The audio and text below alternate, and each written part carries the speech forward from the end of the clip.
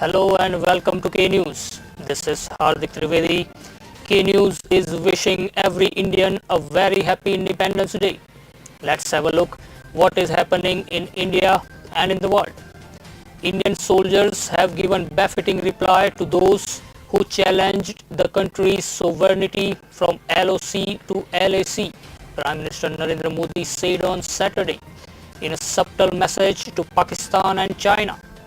In his seventh straight Independence Day speech from the ramparts of Red Fort, the Prime Minister said the country is fighting terrorism as well as expansionism with determination, asserting that the respect for India's sovereignty is supreme and that the world has seen Ladakh what India's brave jawans can do to maintain this resolve. Modi said, I salute all those brave soldiers from the Red Fort. From LOC to LAC, anyone who cast an eye on sovereignty of the country, the armed forces of the country have responded in the language they understand. Modi said, adding the whole country is united in protecting the sovereignty of the country. The Prime Minister's comments came in the midst of India's festering border war with China along the LAC and rising incidents of ceasefire violation along the line of control with Pakistan.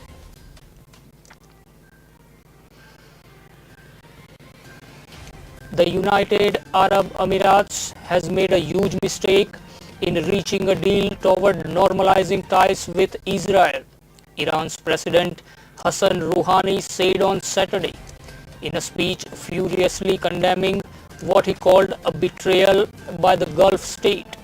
The UAE-Israel agreement announced on Thursday, which US President Donald Trump helped to broker, is seen as aimed at bolstering opposition to regional power Iran. In his televised speech, Rouhani warned the UAE against allowing Israel a foothold in the region. They better be mindful. They have committed a huge mistake, a treacherous act. We hope that they will realize this and abandon this wrong path, Rouhani said without elaborating. He said the deal seemed aimed at ensuring that Trump wins another term in the US presidential election in November and referred to the fact it was announced in Washington. Why then did it happen now? If it weren't a wrong deal, why was it then announced in a third country in America? So a gentleman in Washington wins votes. You betray your country, your people, Muslims, and the Arab world. He added that the Emirates may also have thought that they could guarantee security by getting close to Iran's enemies.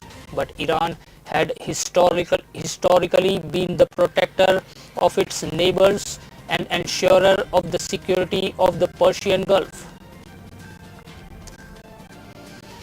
The Indian government, which launched a review of Indian chapters of Confucius institutes in the country, has narrowed its focus to two centers operating out of Kolkata and Mumbai.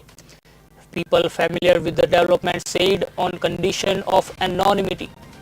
The review has launched earlier this month after security agencies on July 15 sounded out the government about their concerns around the growing Chinese influence in higher education and culture. On August 13, the US designated the headquarters of the Confucius Institutes in the US in Washington as a foreign mission of the People's Republic of China, citing the opacity of this organization and its state-directed nature as the reasons for the designation. China has insisted all along that these institutes present around the world are mainly vehicles to propagate Chinese culture and language, although many countries believe that they have other far more sinister objectives. Australia, for instance, had cracked down on the institutes last year. The Confucius Institutes are directly funded by the Ministry of Education of the People's Republic of China. The Indian review exercise covered 54 agreements signed by Indian universities and colleges with Chinese institutions.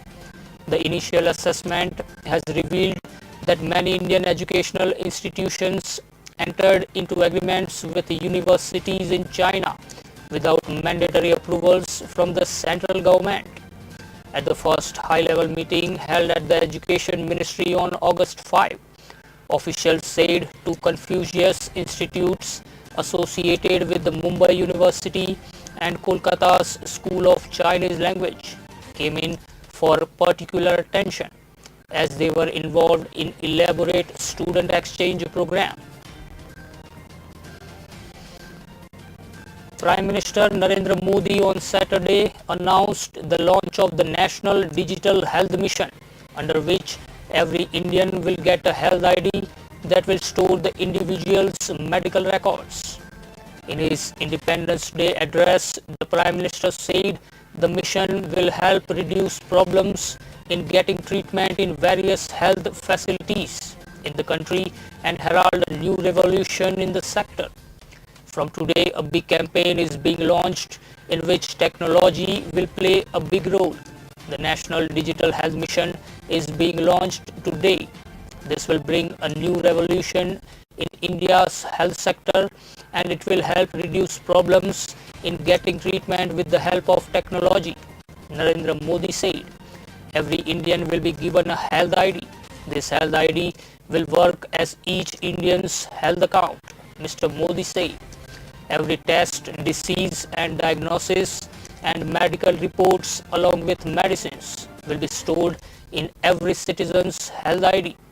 These health issues will be resolved through this National Digital Health Mission, Modi said while announcing the scheme. 3 coronavirus vaccines are at different stages of testing in India, and the government has a plan to ensure that a vaccine, when approved, reaches every Indian, Prime Minister Narendra Modi said today, addressing the nation on its 74th Independence Day, held in shadow of the COVID-19 fight. PM Modi also announced a national digital health mission to boost the healthcare system and said every citizen would be given a health ID. 3 vaccines are in different stages of testing. When scientists give the go-ahead, we are already with a plan for production. How the vaccine will reach every Indian in the least amount of time, we have a roadmap ready for that, the Prime Minister said. India is among the countries racing to produce a vaccine as virus infections surge across the country. Bharat Biotech International, an unlisted vaccine maker, received regulatory approval to start human clinical trials from the ICMR. Zydus Cadila and Serum Institute of India are also testing vaccines.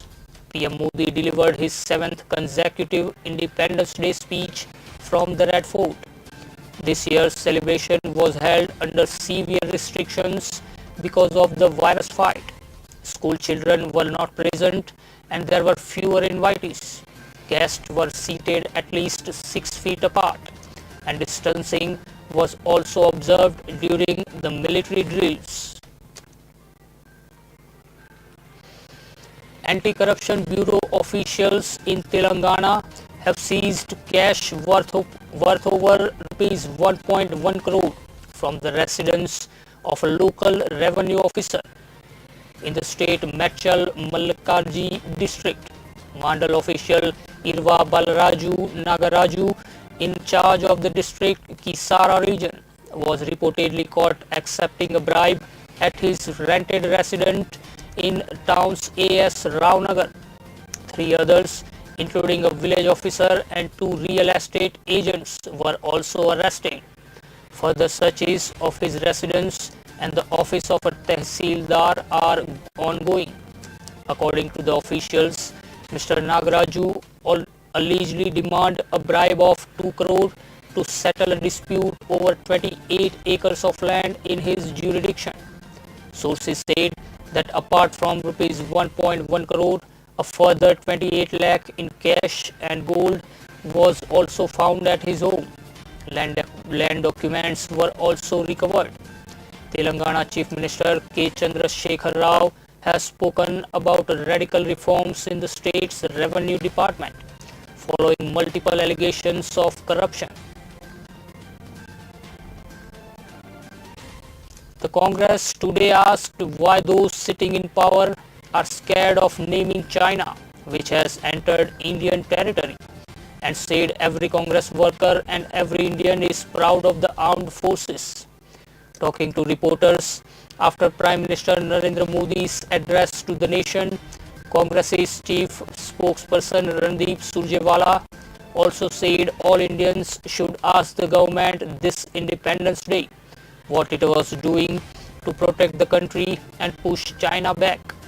In his speech from the ramparts of the Red Fort, the Prime Minister said India's soldiers had given a befitting reply to those who had challenged India's sovereignty from LOC to LAC. PM Modi, who did not name China, added that the whole country is united in protecting the sovereignty of the country. Each and every Congress worker and all 130 crore Indians are proud of our armed forces and have full faith in them. We salute the armed forces for giving China an apt reply every time there has been an attack. But what about those who are sitting in power? Why they scared of mentioning China's name? Mr. Surjewala asked. At a time when China has entered Indian territory, every Indian needs to ask the government what it is doing to push China back and protect the country. On the Independence Day, they should ask this. That is true sense of democracy, the Congress leader added. He said it is important to question the government on whether it believes in the mandate of the people and if there is a freedom to speak freely in the country. But a government which is selling public sector undertakings, handing over railways and airports to private players, and attacking everything from LIC to FCI, will that government be able to keep the freedom of the country safe? It is the duty of the government and every citizen to keep the freedom of the country safe, he added. It's time for a short break. We'll join you in a short while.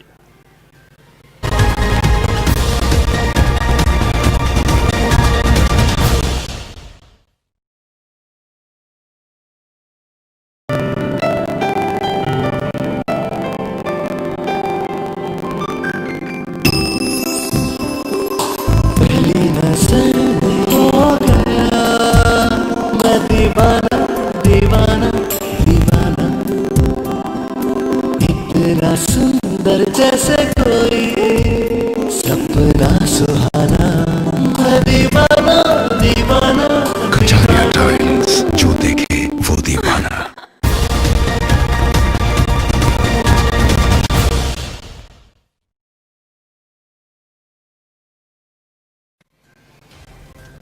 Welcome back to K News and thank you for watching. Let's continue the streak of news. A mob of agitated villagers on Friday set ablaze vehicles and a police post after killing of a village head in Uttar Pradesh's Azamgarh district.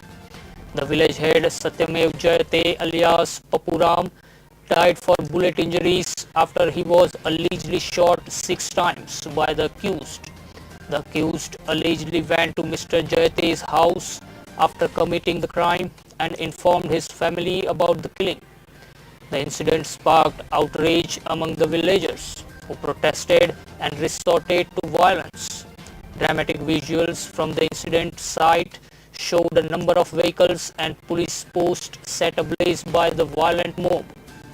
A team of senior police and district officials was sent to spot and the situation was brought under control.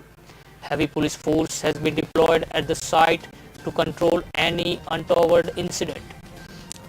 Taking note of the situation, Chief Minister Yogi Adityanath directed officials to register a case under NSA and Gangster Act against the accused, according to a government order. The Chief Minister also announced 5 lakhs compensation for immediate family of the village. and the child who died during the protest. He also ordered the suspension of the concerned police officials. Taiwan formally signed an agreement to buy 66 of the latest model F-16 jets built by Lockheed Martin Corporation, a move likely to further inflame tensions between the US and China. Taiwan's purchase of the F-16s marks the first sale of advanced fighter jets to the island since President George Bush announced approval for 150 F-16s in 1992. A 62 billion figure announced by the Pentagon on Friday is the upper limit of numerous contracts if all potential foreign customers placed their maximum desired number over the decade. The move is likely to be announced by Beijing, even though the US first signaled its plans to approve the sale a year ago in an informal notification to Congress, and it would still be years before the jets are delivered. The announcement said that work on the 90 jets potentially to be sold under Friday's announcement would be complete by late 2026. Company's officials have previously said they project a market for as many as 400 of the new F-16s. When the planned sale was announced in August last year, a spokeswoman for China's foreign ministry told reporters that US arms sales to Taiwan severely violate the One China principle. The spokeswoman Hua Chunying said at the time that the government was urging the US to refrain from selling the fighter jets to Taiwan and stop arms sales and military contact with Taiwan. Otherwise, the Chinese side will surely make strong reactions, and the US will have to bear all the consequences. Chief Minister Arvind Kejriwal on Saturday said that the Delhi government will not open schools unless it is fully convinced about the improved COVID-19 situation in the city. Delivering his Independence Day speech at Delhi Secretariat, Kejriwal said the COVID-19 situation in the national capital is under control as compared to what it was 2 months back, and thanked all the stakeholders including the central government, corona warriors and different organizations. The Chief Minister said the safety and the health of school children are very important to the AAP government. I met people and get messages from them asking not to open schools. I want to assure them that we care about their children as much as they do. Unless fully convinced, we are not going to open the schools, the Chief Minister said. Kejriwal said Delhi gave the model of home isolation and plasma therapy concept to the country in the fight against the virus. He said that efforts are being made to bring Delhi's economy back on track. This year, the city government shifted its Independence Day event to the Delhi Secretariat from Chhatrasal Stadium due to coronavirus pandemic. ICICI Bank said on Saturday that it had completed the allotment of equity shares through qualified institutional placement to raise 15,000 crore. ICICI Bank, the country's third largest private sector lender by market capitalization, issued 41.90 crore shares at rupees 358 apiece. The shares represented a 1.9% premium to the floor price and a discount of 1.5% to the closing price of its shares stock exchanges prior to the launch of the issue, ICICI Bank said. The issue received a healthy participation from the global and domestic investor community, including foreign portfolio investors, domestic mutual funds and insurance companies, ICICI Bank said in a statement. ICICI Bank said the proceeds will be utilized to strengthen its capital adequacy ratio, improve its competitive positioning and general corporate requirements. The bank also said it is well positioned to serve the market and benefit from opportunities going forward. In these extraordinary times of the coronavirus pandemic, the bank will continue to strive to serve its customers and also emerge stronger as an institution, the bank said. Gujarat has plans to accomplish the ambitious target of providing tap connection to each rural household by 2022, 2 years ahead of national goal of 2024. In this connection, Union Minister of Jal Shakti Gajendra Singh Shekhawat and Gujarat Chief Minister Vijay Rupani on Friday jointly reviewed the planning and implementation of Jal Jeevan Mission in Gujarat through video conferencing. The objective of the JJM is universal coverage, that is, every home in the villages gets tap water connection by 2024. Out of 93 lakh rural households in Gujarat, 68.63 lakh have been so far provided with tap connections. Gujarat plans to provide tap connections in 11.15 lakh households during 2020-21, for which rupees 883 crore have already been allocated. Out of 18,191 villages in the state, 17,800 villages have existing piped water supply systems. Rupani stated that Gujarat is planning to implement IoT-based sensor monitoring system, for which the pilot is already underway in 1,000 villages of the state, so as to monitor the functionality of the water supply, that is potable water in adequate quantity and of prescribed quality, being provided to every rural household on regular and long-term basis. Once the pilot project is successful, it will be adopted for the whole state for online monitoring of status of water supply in villages, he added. Gujarat Chief Minister also said that another 6,000 villages will be 100% compliant with tap connections by this year end. Attacking all three municipal corporations in Delhi, Aam Aadmi Party senior leader and a member of the party's political affairs committee, Durgesh Pathak, on Friday said that the BJP-ruled corporations have gifted 3 Taj Mahals made of garbage to the people of Delhi. Pathak said that former Delhi BJP chief and MP Manoj Tiwari on 27th July claimed that MCDs will remove these landfills within 2-3 years, but nothing happened till now. The BJP-ruled MCDs are lowering the height of the landfills by increasing the width, which means the landfills remain the same in size. The BJP leaders take money and allow people to dump garbage here from other states.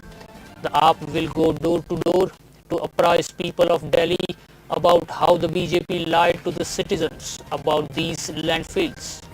Delhi has 3 landfills at Ghazipur, Bhalswa and Okhla. These landfills of garbage mountains are examples of BJP-ruled MCDs' corruption. The corrupt MCDs under the BJP have gifted 3 Taj Mahals made of garbage to the people of Delhi. Every day at these landfills, some accidents take place, he said. Gujarat Police has successfully tested a facial recognition system based on artificial intelligence in Vadodara city to strengthen its law enforcement system and curb crime. Sandeep Chaudhary, Deputy Commissioner of Police Zone 2 of Vadodara City, told that Vadodara City has successfully tested FRS and it will empower Vadodara City Police in law enforcement. Vadodara City Police will be first in the state to use FRS. Under the initiative, we are using our CCTV network and database of absconders, missing kids and criminals who have not been arrested to find them, the DCP said. Mr. Chaudhary said the already existing database of criminals and missing people has been uploaded in the system, and whenever those people come in the view of the police's CCTV network, an alert will be received by the police about their exact location. We tested the initiative recently in 2 to 3 different scenarios. We have tested it with the live CCTV feed as well. We uploaded photographs of some suspects in the database, and the moment they come under any CCTV in our network, we got the exact location and alerted officers on the field immediately. Mr. Chaudhary said currently Vadodara has a network of 700 CCTV cameras, and the police department is working to add 407 more cameras to their network. Recently, the city administration has approved one more proposal under which around 500 more CCTV cameras will be added to the city's network. With this, we will keep a sharp eye on all the crowded places and borders of the city, he said. That's all for now.